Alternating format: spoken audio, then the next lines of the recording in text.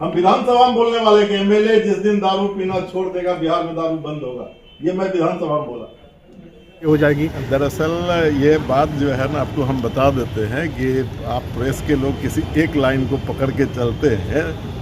मूल बात क्या है?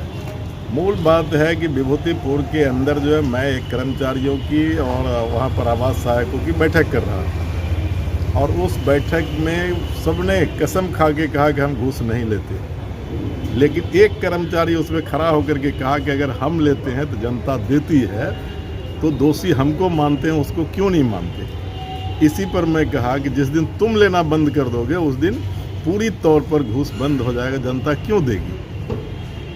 इसी लहजे में मैं बोला कि विधानसभा में जब विजय सिन्हा जी मतलब 2000 में थे, वो वहाँ पर स्पीकर जो माननीय अभी मंत्री पथ निर्माण है, तो उन्होंने एक स्पेशल सेशन किया था वो 3 बिंदु पर कि शराब बंदी, बाल विवाह बंदी और दहेज बंदी। इस पर मैं उसमें बोला था कि अगर शराब बंदी करना चाहते तो पहले इस सदन के अंदर जो बैठे हुए लोग हैं वो संकल्पित हो जाए और वो तो पहले बंद करें। तो क्या लग रहा है कि बिहार में अगर शराब अगर बंदी के बावजूद अगर इतने बड़े पैमाने पर शराब आ रही है तो कहीं कहीं जो जनप्रतिनिधि जिम्मेवार हैं उसके लिए? मैं जिम्मेदारी पूर्वक कह रहा हूँ कि जिस दिन प्रशासन और सरकार खुद को इससे अलग कर लेगी उस दिन शराबबंदी बंद हो जाएगा। खुद से अलग नहीं होते। आज शराबबंदी का बात कर रहे हैं, लेकिन शराब के जो माफिया बड़े बड़े हैं उसके तार कहाँ से जुड़े हुए हैं? बड़े बड़े नेताओं से जुड़े हुए हैं। मैं भी समस्तीपुर का मैं कह रहा हूँ, जितना शराबबंदी है वो किसी न किसी पॉलिटिकल पार्टी से जुड़ा हुआ है।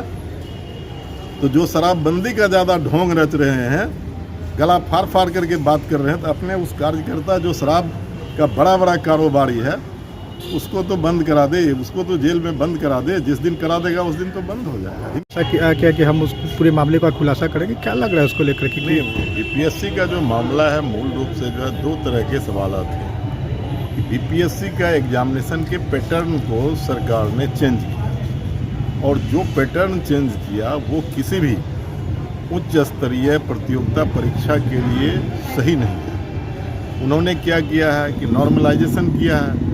नॉर्मलाइजेशन का मतलब है कि एक सेंटर का एक क्वेश्चन होगा, दूसरे सेंटर का दूसरा क्वेश्चन होगा। अब एग्जामिनेशन बीपीएससी का होगा, एग्जामिनेशन यूपीएससी का होगा। किसी भी सेंटर का अलग अलग क्वेश्चन का मतलब क्या है? मतलब इसका यह सीधी बात है कि जिनको पास कराना है तो उसके लिए खास सेंटर होगा, और उस सेंटर पर जो है क्वेश्चन जो है नॉर्मल होगा, बाकी जगह जो है क्रिटिकल क्वेश्चन होगा।